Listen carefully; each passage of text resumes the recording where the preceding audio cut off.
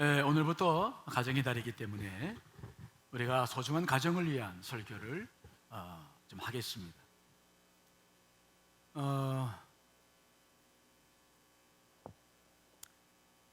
사회가 변화할 때 가정도 많은 변화를 경험합니다. 우리 사회가 그렇습니다.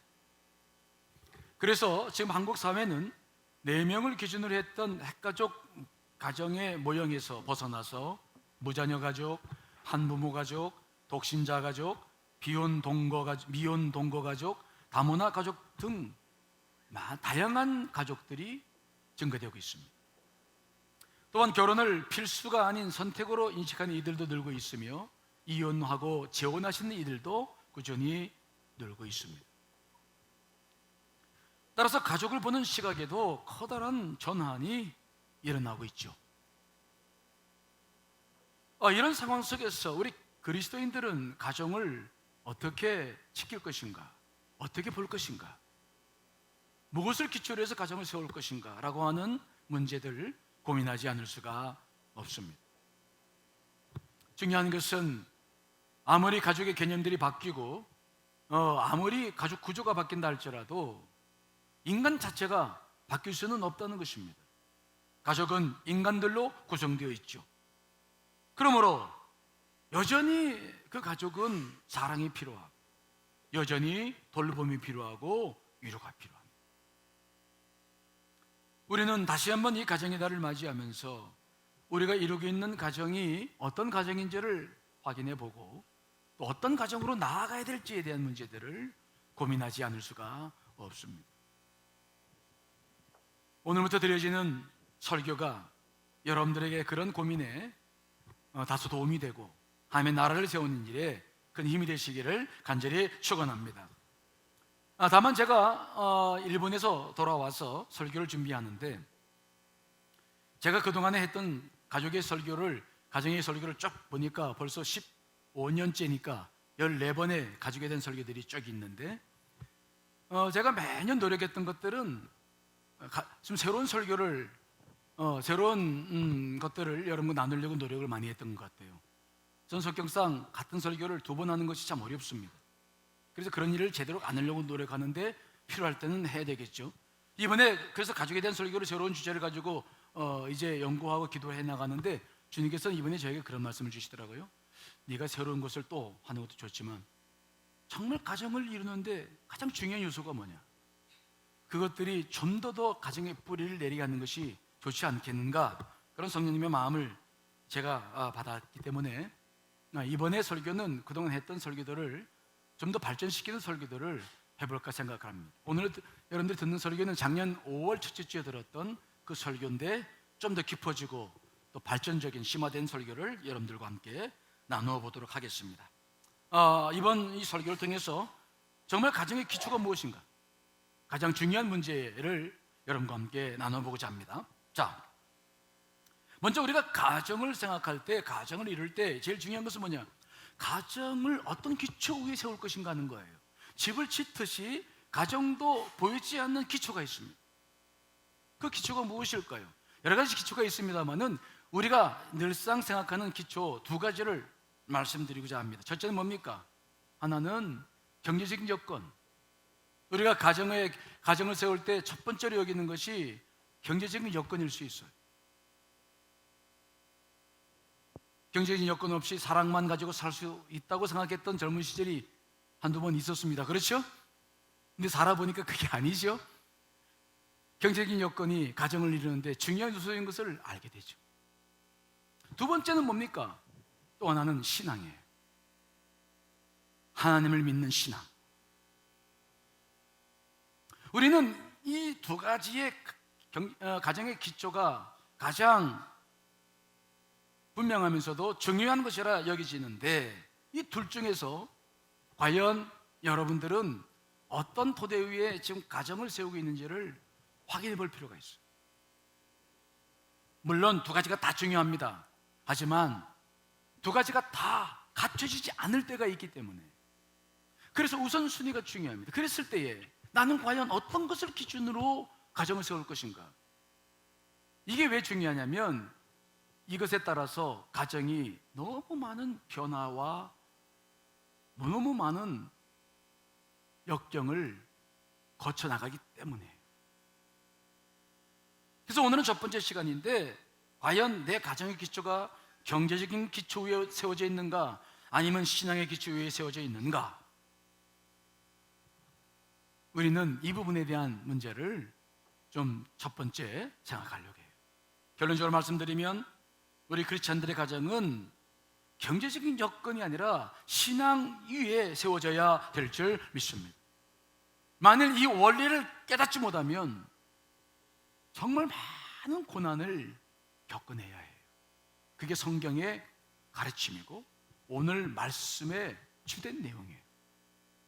자, 오늘 성경에 보면은 나오미 가정이 나오는데, 이 가정이 주는 첫 번째 교훈이 가정의 기초가 무엇이냐는 거예요.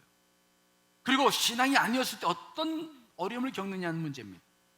1장 1절이죠. 읽어보겠습니다. 시작. 사사들이 치리하던 때에 그 땅에 흉년이 드니라. 유다 베들레헴의 한 사람이 그의 아내와 두 아들을 데리고 모압 지방에 가서 거류하였는데. 여러분, 오늘 나오미의 가정은 베들레헴이라는 곳에 살고 있었어요. 베들레헴은 떡집이다. 그래서 곡창지대, 지금도. 그런데 거기에 이 베들레헴은 다윗의 고향이기도 하고요, 예수님께서 여기에 나셨습니다. 굉장히 영적으로 중요한 곳이죠. 그리고 곡창지대였는데 이상하게 흉년이 들었어요. 그런데 중요한 것은 뭡니까? 그렇게 유구하고 전통이 있는 중요한 마을인데 흉년이 들자 이 가정은 뒤도 돌아보지 않고 모압이라고 하는 이방의 땅으로 그냥 이사 가버립니다. 먹을 게 없으니까 먹을 게 있는 곳으로 그냥 가는 거예요. 이 가정은 경제적인 여건에 따라서 모든 것을 확확 변화시킬 수 있는 가정인 것을 보는 거죠. 하나님을 섬겼던 가정인데, 아니 하나님을 섬기던 그곳에 흉년이 들었으면 무슨 뜻이 있겠지. 그러면 뭔가 함께 기도하며 하나님의 뜻을 구해야 될 텐데 그럴 필요도 없고 그럴 이유도 느끼지 않았어요. 그냥 옮겨요.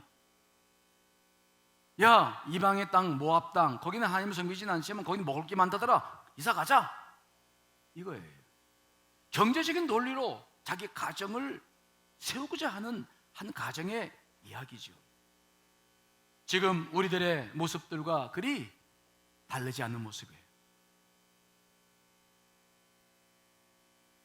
여러분, 이 결과는 어떤 결과를 만들어낼까요? 10년 동안 그들은 모압 지방에서 살았습니다. 하나님도 섬기지 않고 하나님도 없이 그저 열심히 경제적 여건만 따라 살았습니다. 그런데 어떤 결과를 맺습니까? 우리가 오늘 본문의 말씀 다 읽지 않았습니다만은 새롭게 다시 볼 필요도 없습니다. 다 알고 있으니까. 중요한 것은 뭡니까? 그 가정의 가장 엘리멜렉이 하나님의 부름을 받아요. 그리고 곧이어서 그 두 아들 말론과 기론마저 죽어버립니다. 그래서 그 가정은 홀로 된 여인들, 다시 말하면 과부 3사람만 남고 모든 재산도 다 탕진해버리고 빈털터리가 되는 참으로 어려운 가정이 되었다. 이게 성경의 가르침이에요.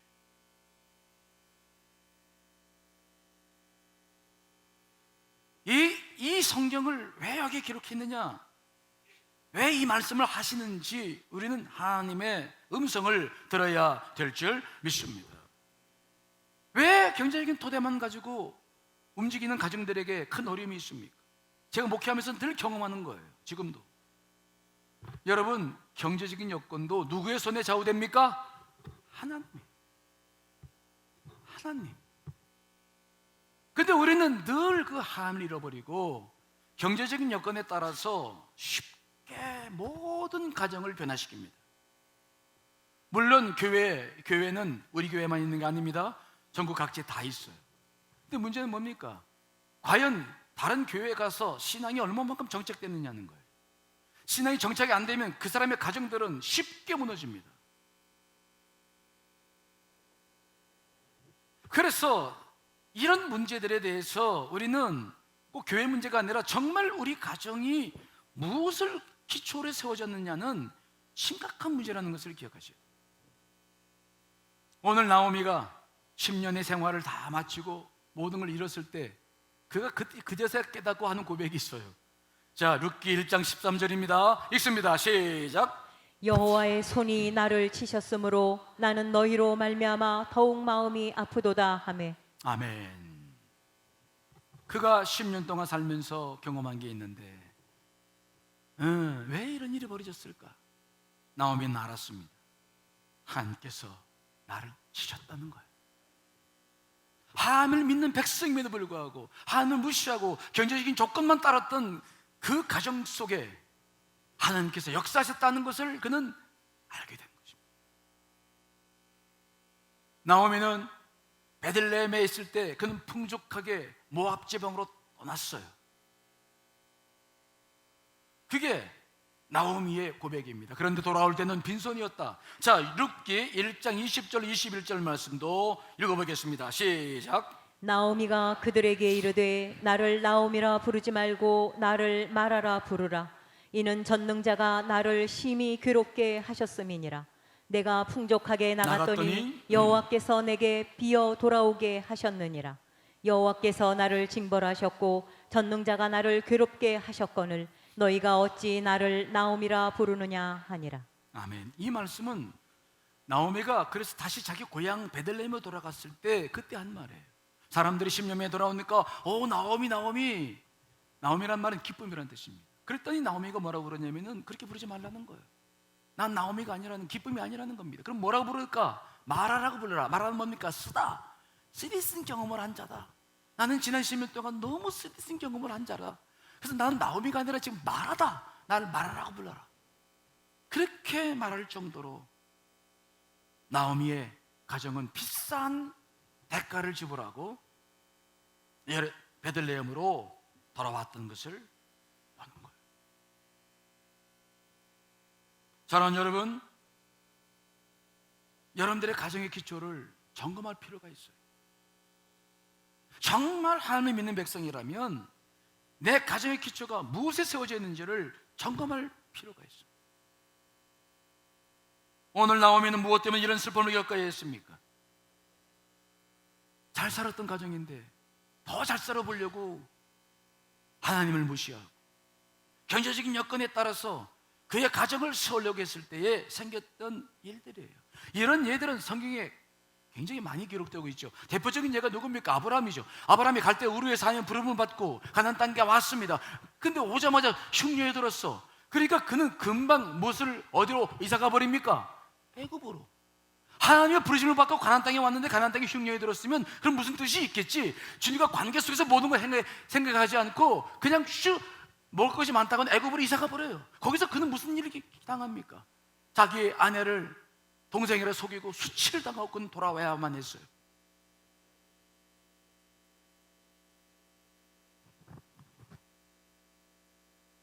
그런데 그의 아들 이삭은 달랐습니다. 이삭도 동일하게 아브라함처럼 그 땅에 흉년이 들었어요. 그래서 애굽으로 이사 가려고 그랬습니다. 그때 하나님께서 그에게 뭐라고 말씀했습니까? 애굽으로 내려가지 말고 내가 내게 지시할 땅에 거주하라. 이삭은 순종했습니다. 그리고 그 흉년이 든 땅에 농사를 지었고 순종하며 살았습니다. 그때 성경은 무엇이라고 기록합니까? 언제 이삭이 거부가 되라고 말씀합니까? 바로 그때였어요. 경제적인 여건은 말할 수 없이 나빴지만 그러나 하나님을 믿는 그에게는 영적으로 얼마든지 풍성했습니다. 그래서 그 해에 그 퍽퍽한 땅을 일구고 씨를 뿌렸는데 그때 그 해에 그가 뭐가 됐다고요? 거부가 됐다.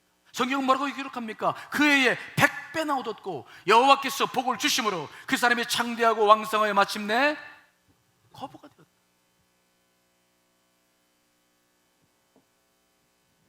이삭이 복을 받고 거부가 된 때는 바로 그 흉년의 때였습니다.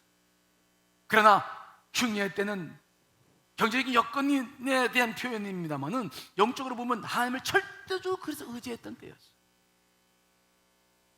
하나님을 기초로 했던 가정이었기 때문에 이삭은 큰 복을 받게 된 줄 믿습니다. 정말 여러분들의 가정이 무엇에 세워져 있는지를 잘 보십시오. 경제적 기초 위에 세워졌습니까? 아니면 지금 신앙의 기초 위에 세우고 있습니까? 저는 목회를 하면서 우리 교회에서 벌써 15년째입니다. 우리 교회도 많이 들어왔다가 나갑니다.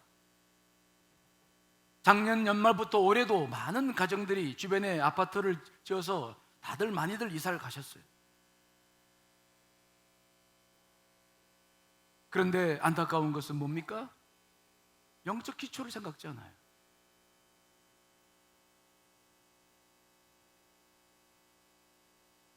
정말 가정을 무엇으로 세워야 되는지를 고민하지 않아요.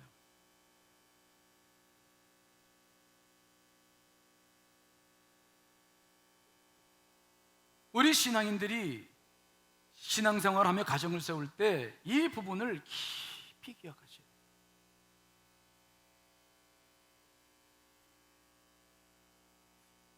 자, 이렇게 모든 것을 이뤘을 때 이제 나오미는 다시 고향으로 돌아갈 수밖에 없었어요. 그런데 두 며느리가 걸립니다. 두 며느리는 모압 사람이었습니다. 비록 자기 아들들과 결혼해서 살았지만 아들이 죽었습니다. 그러니 가족을 연을 댈 수 있는 끈이 끊어진 거죠. 그리고 경제적인 여건도 다 나빠졌으니 이제 어떻게 함께 살 수 있는 방법도 없는 거예요. 우리가 가정이라고 하는 것은 통상 두 가지 조건이 이루어져야 되는 거 아닙니까? 첫째는 사랑해야 될 사람이 필요한 것이고, 두 번째 함께 살 수 있는 경제적 토대가 있어야 함께 살 수 있는 거 아닙니까? 그렇죠? 물론 젊었을 때는 뭐 그냥 사랑이면 되지, 저도 그럴 생각을 할 때가 있었어요. 그렇죠?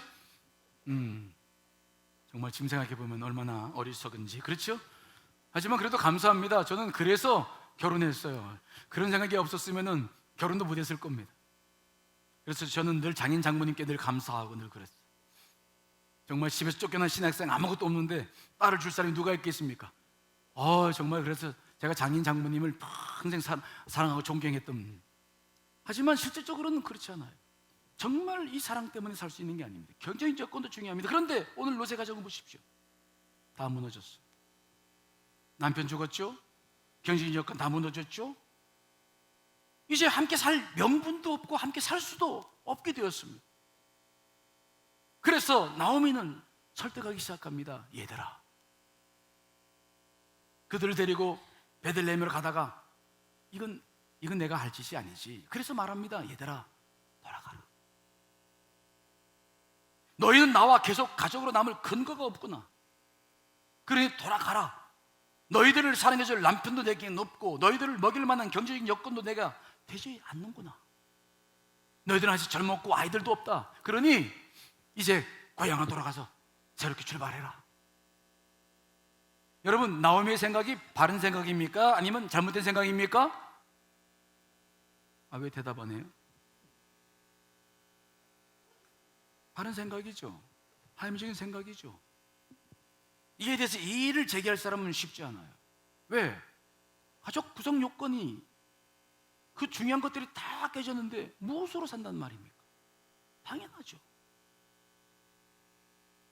만일 두 며느리가 이 말을 듣고 돌아간다면 나오미는 두 며느리와의 가족 관계가 다 끊어지고 이제 나오미의 가정은 나오미 혼자 처절하게 외롭게 비참하게 인생을 살 수밖에 없었어요. 얼마나 두렵고 떨리는 순간입니까? 하지만 나오미는 자기 인생보다 두 며느리의 미래가 걱정되어서 그렇게 설득을 했던 겁니다. 나오미의 거듭된 권고에 첫째 며느리 오르마는 나오미에게 입을 맞추고 그리고 고향으로 돌아갔어요. 새 출발하겠다고 떠나는 거예요. 이제 룻만 남았습니다. 룻에게 말합니다. 네 동서 떠나지 않느냐? 너도 떠나라. 그러나 룻은 시어머니의 뜻을 거절하며 나오미와 함께 끝까지 하겠다고 뜻을 세우죠. 그런데 그때 룻은 무조건 고집만 부리는 것이 아니라 끝났다, 모든 가족 관계가 끝났다고 생각하는 시어머니에게 새로운 가족 기준을 제시합니다. 이게 중요합니다. 자, 오늘 본문 15절 17절 읽어보겠습니다. 시작. 나오미가 또 이르되 보라, 내 동서는 그의 백성과 그의 신들에게로 돌아가나니 너도 너의 동서를 따라 돌아가라 하니 룻이 이르되 내게 어머니를 떠나며 어머니를 따르지 말고 돌아가라 강권하지 마옵소서. 어머니께서 가시는 곳에 나도 가고 어머니께서 머무시는 곳에서 나도 머물겠나이다. 어머니의 백성이 나의 백성이 되고 어머니의 하나님이 나의 하나님이 되시리니 어머니께서 죽으시는 곳에서 나도 죽어 거기 묻힐 것이라. 만일 내가 죽는 일 외에 어머니를 떠나면 여호와께서 내게 벌을 내리시고 더 내리시기를 원하나이다 하는지라. 아멘. 룻은 떠나라고 말하는 시어머니에게 남편이 죽었기 때문에, 경제적 여건이 무너졌기 때문에 이제 떠나라 라고 하는 시어머니에게 새로운 가족 기준을 제시합니다. 그건 뭡니까? 하나님이에요. 분명히 남편 죽었습니다. 경제적으로 무너졌습니다. 하지만 누가 이 가정을 가정되게 허락하셨냐는 거예요. 누가 나를 이 가정에 보내셔서 지금 어머니와 함께 그동안 살게 하셨냐는 것입니다. 세상적 가치 기준으로 보면 두 가지가 다 무너졌으나, 그러나 신앙적으로 보면 가장 중요한 가치 기준이 남아있는 것입니다.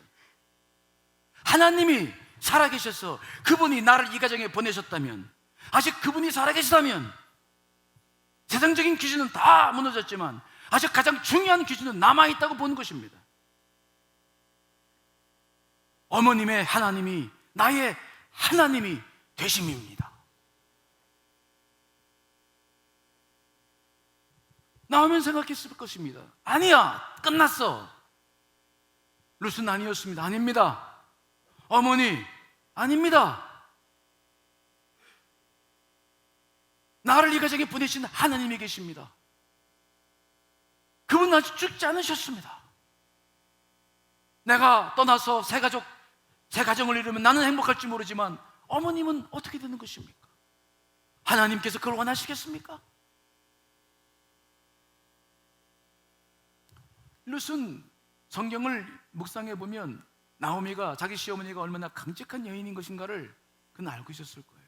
대단히 강직한 여인이 나오미입니다. 그는 자기의 안위보다 두 며느리의 미래를 염려했고, 자기의 연약함을 무기로 룻을 붙잡을 수 있을 만큼 그러한 여인도 아니었습니다.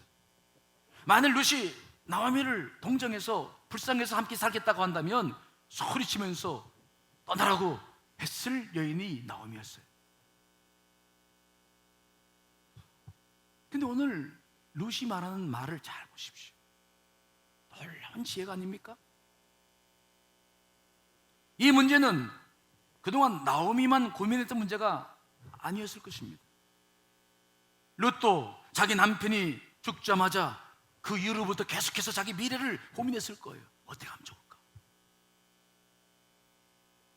그가 자신을 몰랐을까요? 자기가 젊고 자식도 없다는 걸 몰랐겠습니까? 그가 새롭게 출발할 수 있다는 것을 몰랐겠습니까? 나오미만이 아니라 롯도 수년 동안 이 문제 때문에 고민했을 거예요. 그는 기도하며 분별의 지혜를 모았을 것입니다. 그가 언제 하나님으로부터 이런 놀라운 지혜를 발견하게 됐는지 성경은 기록하고 있지 않지만 그녀가 이 문제를 놓고 오랫동안 기도하고 분별했다는 이유는 분명합니다. 왜요? 우리가 어떤 일을 깊이 하며 분별을 구하며 기도하고 딱 어떤 깨달음을 얻고 분별의 지혜를 얻었을 때에 그 분별의 지혜는 특성이 하나가 있는데, 그 분별의 지혜를 나눌 때 듣는 사람은 정말 앗소리도 못해요. 그 분별의 지혜가 너무 지혜롭고 분명하고 너무 놀라워서 듣는 사람이 정말 아무 소리 못합니다. 질문도 못합니다. 그냥 그래, 맞아. 오늘 룻이 자기의 분명한 의견을 얘기했을 때 나오미는 어떤 반응을 보였습니까? 정말 나오미는 아무 말도 못했어요. 저 18절입니다. 읽어보겠습니다. 시작. 나오미가 룻이 자기와 함께 가기로 굳게 결심함을 보고 그에게 말하기를 그치니라. 말하기를 뭐 했다고요? 할 말이 없는 거예요. 분명히 했습니다. 왜 나오미가 룻이 말할 때에 한마디 말을 못했을까요? 그것은 나오미가 겪었던 그동안의 가정의 문제가 되었던 가정 바탕의 가장 핵심적인 문제를 룻이 지적하고 있기 때문에 그래요. 나오미 가정이 왜 무너졌습니까? 흉년이 들자 하나님과 영적 관계를 생각하지 못한 채 인간적인 방법만 추구했기 때문입니다. 그런데 지금 가정이 무너지고 난 다음에 나오미는 또 어떤 태도를 가지고 그 문제를 해결하려고 합니까? 여전히 인간적인 생각이에요. 합리적인 생각이에요. 두 아들 죽었고 경제적 여건 무너졌으니 이제 돌아가라는 것입니다. 합리적이죠. 그럴 수밖에 없다고 생각할 수 있겠죠. 하지만 그 순간도 그는 하나님을 기억하지 못해요. 아니, 기억했더라도 말할 수 없을지 모릅니다. 하지만 나오미는 하나님과 함께 이 문제 해결하려고 하지 않아요. 그런데 그때 룻이 등장하는 것입니다. 룻의 생각은 달랐습니다. 룻의 선언은 그런 세상적이고 인간적인 생각을 넘어서서 대단히 영적인 판단을 하고 있는 것입니다. 그것은 무너진 가정을 다시 새롭게 할 수 있는 영적인 판단이었습니다. 이제는 남편이나 경제적인 여건이 아니라 하나님을 통해서 가정을 새롭게 세워보자는 뜻입니다.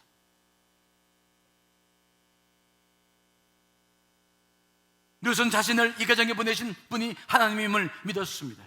비록 남편이 죽고 경제적인 여건도 무너졌다 할지라도 아직 가족이어야 할 이유가 남아있는 것입니다. 룻은 아직 남아있는 한 가지 이유, 가장 강력한 이유, 중요한 이유, 하나님. 나오미가 생각지 못하고 있는 가장 중요한 이유, 그 하나님을 붙잡고 자기가 시어머니와 아직도 가족인 것을, 가족이어야 함을 그는 말하고 있는 거예요. 그 선언은 나오미를 새롭게 깨닫게 만들고 나오미를 감동시킬 수밖에 없었어요.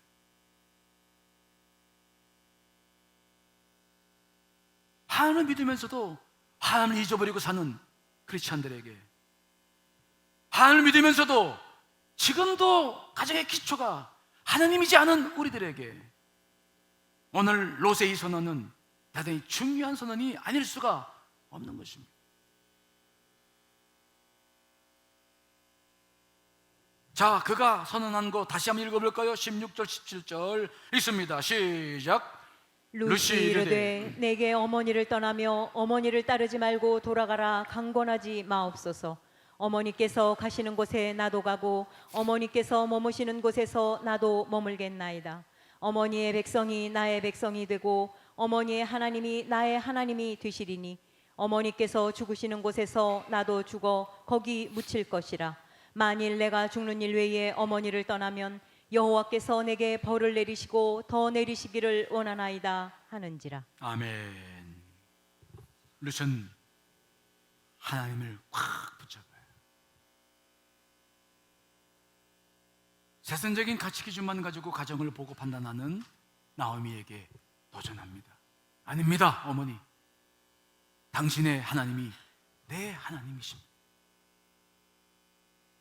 나는 당신이 가는 곳에 끝까지 같이 갈 것이고 당신이 죽는 곳에서 나도 죽을 것입니다. 왜? 하나님이 나로 하여금 가정을 허락해 주셨기 때문에. 모든 조건이 다 무너졌어도 하나님이 살아계시다면 나는 이 길을 가겠습니다.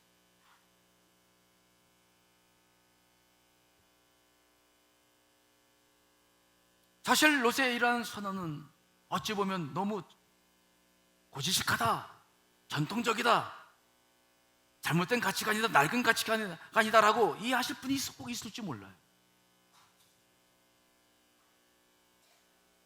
하지만 왜 성경 말씀이 진리인지 아십니까? 영원하기 때문에. 오늘 이 룻의 선언은 여전히 지금 우리들의 이 시대를 살고 있는 우리들에게도 도전이 되고 있어요. 물론 우리 교우들 가운데는 지금도 정말 함께 살 수 없는 남편이 있어서 너무 괴로워하는 분들이 계시고, 정말 내가 봐도 좀 이혼하고 막 말하고 싶을 그냥 그런 가정이 있어요. 어떻게 살아왔냐고. 근데 이 말을 못해요. 이해합니다. 정말 그 왼수 같은, 또 뭐 많은 경제적인 여건들, 자녀들과 관계, 정말 지금도 말씀 붙잡고 살고 신앙 안에서 기도하고 있는 분들 보면은 존경스러워.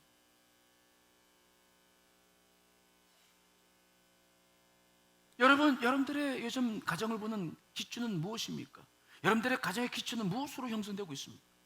요즘은 이런 변화가 있더라고요. 어떤 변화가 있습니까? 이제 남편들과 관계가 뭐 사랑 뭐 옛날 젊었을 때처럼 사랑 뭐 이렇게 사랑으로 살 수 없으면은 이제 남편 대신 누굴 더 사랑합니까? 아내들이 누굴 더 사랑해요? 자식들이지. 자식을 보는 눈들이 얼마나 그윽한지 몰라요. 우리 집사람도 우리 아들을 보는 눈이 그윽해. 나를 보는 눈하고 아들을 보는 눈하고 달라.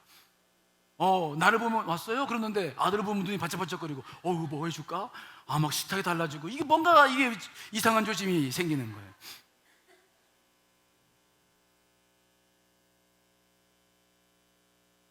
부부간에 못 살아도 자식이 있으면 살게 되는, 자식이 가정의 기초가 되는 그런 변화들도 경험하고 있어요. 또 어떤 가정들을 보게 되면은 부부로 공동 재산에 명의를 해놓고 가정을 지키는 분들도 계시고, 또 어떤 분들을 보면 시댁이나 처가의 재산 때문에 함께 사는 분들도 계시고, 서로 어떤 이해관계 때문에 얽혀서 가족을 이루는 분도 계시더라고요. 그런데 문제는 뭡니까?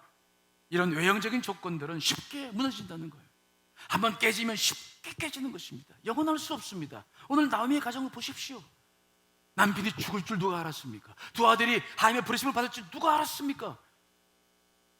생각지도 않았던 모든 문제들 때문에 이 가정이 파산된 거 아니겠습니까? 이렇게 봤을 때 우리가 지금 만일 하나님이 아니라 다른 경제적인 요건이나 다른 것들 때문에 가정을 구성하고 있다고 한다면, 그 외향적인 조건들 때문에 가정이 유지되고 있다고 한다면 그 가정은 여전히 불안한 것입니다.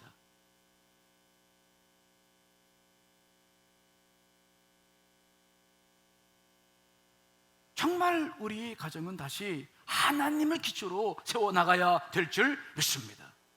영적인 가족이 되어야 됩니다. 이게 하나님의 뜻입니다. 예수님께서도 자신의 육신의 가정을 하나님으로 다시 재편하신 일이 있었습니다. 예수님께서 사역 초기에 많은 권력, 능력과 권능을 통해서 많은 병자를 고치시고 귀신을 쫓아내니까 바리새인들이 너무 놀라서 예수 그리스도가 귀신의 왕인 바알세불에게 붙들려서 그런 능력을 행한다고 거짓 소문을 퍼뜨렸어요. 그 소문이 예수님의 고향 가나안 나사렛까지 들려왔고, 그 얘기 듣자 마리아와 형제들이 막 가버나움으로 몰려와서 예수 그리스도를 만나서 집으로 돌아가자고 막 그럴 때가 있었습니다. 그때 예수님께서 뭐라고 말씀했습니까? 자, 마가복음 3장 33절 35절 읽습니다. 시작. 대답하시되 누가 내 어머니이며 동생들이냐 하시고 둘러앉은 자들을 보시며 이르시되 내 어머니와 내 동생들을 보라. 누구든지 하나님의 뜻대로 행하는 자가 내 형제요 자매요 어머니이니라. 아멘. 예수님께서 찾아온 가족들에게 중대한 도전을 하십니다. 누가 내 어머니이며 동생들이냐? 그런 후에 예수님은 새로운 가족 구성의 기준을 제시합니다. 하나님의 뜻, 하나님. 누구든지 하나님의 뜻대로 행하는 자라야 나의 가족이 될 수 있다. 예수님의 가정은 예수님이 십자가 죽고 부활하신 이후에 바로 이 원리로 다시 세워져 갔던 것을 우리는 잘 알고 있습니다. 여러분, 우리가 이루어야 될 가정은 영적인 가정이 되어야 될 줄 믿습니다. 우리가 사는 사람과 다른 점이 무엇입니까?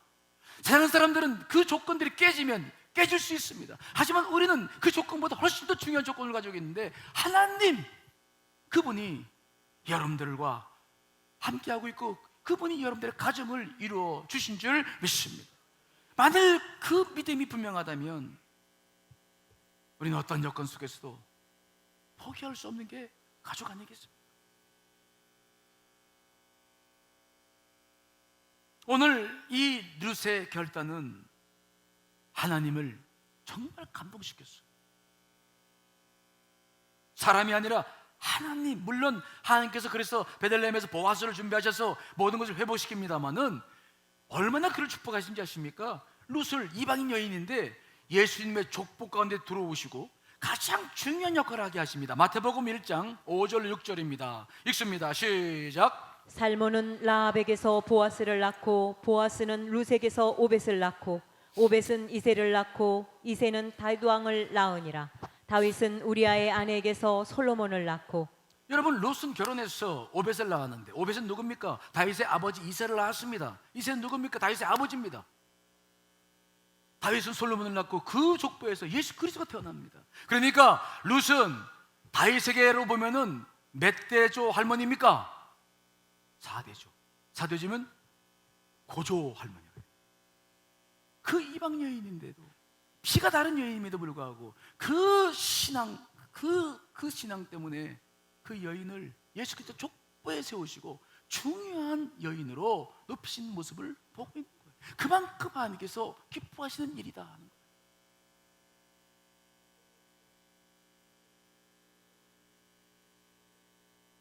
가정을 온전히 세운다는 것은 너무 힘든 일이에요. 하지만 하나님께서 가장 기뻐하시는 일임을 기억해야 될 줄 믿습니다. 그러므로 우리가 어떠한 장애물이 있다 할지라도 쉽게 포기하지 마십시오. 세상 사람들처럼 어떤 세상적인 기준이 끊어졌다고 깨트리려고 하지 마시고, 정말 주님 안에서 가정을 다시 회복시킬 수 있는 그런 역사가 있으실 간절히 축원합니다. 특별히 우리가 믿는 것은 무엇입니까? 하나님은, 우리가 다음 시간에 듣겠습니다마는, 하나님은 그래서 가족만 구성시켜 준 게 아니에요. 가족원끼리 그 끈끈한 사랑을 통해서 그 회복의 원천적 힘을 가족들에게 주셨다는 거, 다음에 여러분 이 말씀 나누겠습니다마는 그 사실이 정말 놀라운 일이에요. 가족의 힘은 놀라운 것입니다. 장애물을 극복하고 서면 그 놀라운 힘을 경험하게 됩니다. 1995년 미국 매사추세츠주 메모리얼 병원에서 카이리 잭슨과 브레일 잭슨이라는 두 쌍둥이가 태어났는데, 두 자매는 안타깝게도 예정일보다 12주나 빨리 세상에 나와서 몸무게가 1kg도 안 되게 된 거예요.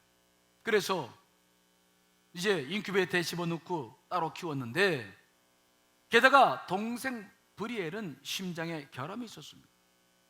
의사들은 모두 브리엘이 오래 살지 못할 것을 예상했습니다. 이제 아기들은 인큐베이터에 들어가서 생존을 위한 투쟁을 벌였습니다. 다행히 언니 카이리는 날이 갈수록 건강을 되찾았습니다. 하지만 브리엘은 예상대로 점점점 쇠약해져 가고 수차례 죽음의 문턱을 건너야 했어요. 의사들은 더는 손을 쓸 수 없어서 부모에게 말했습니다. 죄송합니다. 브리엘은 얼마 남지 않은 듯합니다. 제대로 안아보지도 못한 친자식의 사형선고에 잭슨 부부는 망연자실하며 눈물을 쏟았습니다. 인큐베이터 속에 작고 사랑스러운 천사에게 더 이상 구원이 보이지 않았기 때문에 늘 인큐베이터에서 그 브니엘을 보면서 말했습니다. 미안하다 아가야, 천국에서는 제발 아프지 말아라. 모두가 아기의 죽음을 받아들일 때였습니다. 브니엘을 돌보던 게일이라는 간호사가 있었는데, 근데 간호사가 가만히 죽어가는 브니엘을 보니까 뭔가 자꾸 이야기를 하는 것 같은 느낌이 들었어요. 그래서 그 아이가 1kg도 안 되는 그 아이가 뭘 말하고 있나 자세히 들어보면서 그 게일이라는 간호사에게 한 가지 제안이 들어왔습니다. 그 브니엘을 지켜보던 그 게일 간호사는 담당 의사에게 이런 제안을 합니다. 선생님, 죽어가는 브니엘 인큐베이터 속에 잘 성장하고 있는 언니 카이리를 함께 집어넣읍시다. 그러나 이것은 엄격하게 말했을 때 의료 규정에 어긋나는 것이며, 그래서 담당 의사는 반대할 수밖에 없었습니다. 하지만 19년 경력의 게일 간호사는 쌍둥이를 같은 인큐베이터에 눕히는 해외의 사례를 소개하면서 끝까지 담당 의사와 부모들을 설득시켰어요. 마침내 동의를 얻어냈어요. 얼마 뒤 브니엘의 몸에 연결된 기계가 급격한 경고음을 내자 게일 간호사는 재빨리 언니 카이리를 인큐베이터에서 꺼내서 그 죽어가는 동생 브니엘 인큐베이터에 같이 집어넣었습니다. 그런데 그 작은 공간에서 놀라운 광경이 펼쳐졌어요.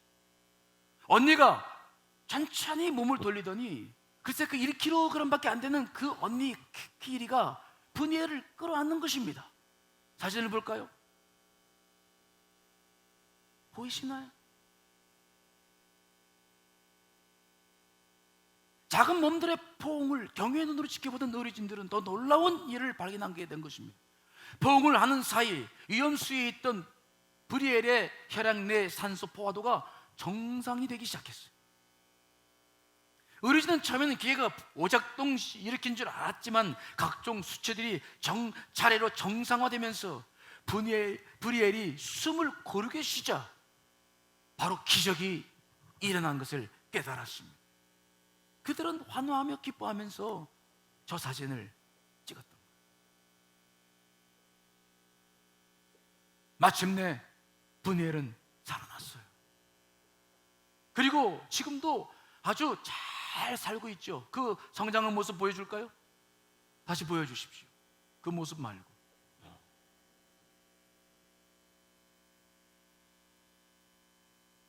예쁘게 컸죠? 다시 아까 그 사진으로. 여러분, 가족들에게는 이러한 힘이 있습니다. 사랑의 힘이 있어요. 그 무엇으로도 회복해 줄 수 없는 하나님이 주신 사랑의 힘이 가족들에게 있습니다. 저 1kg도 안 되는 저 어린 것들 속에도 저런 사랑이 있는 거 아닙니까? 그 사랑이 가족을 회복시키는 것입니다. 여러분, 힘들고 어려워도 다시 한번 무릎 꿇고 기도하며 하나님을 가정의 기초로 세워나가시길 간절히 축원합니다. 다시 회복해 나가시길 바랍니다. 하나님의 놀라운 역사가 여러분 가정 속에 있게 될 줄 믿습니다. 다 같이 기도하시겠습니다.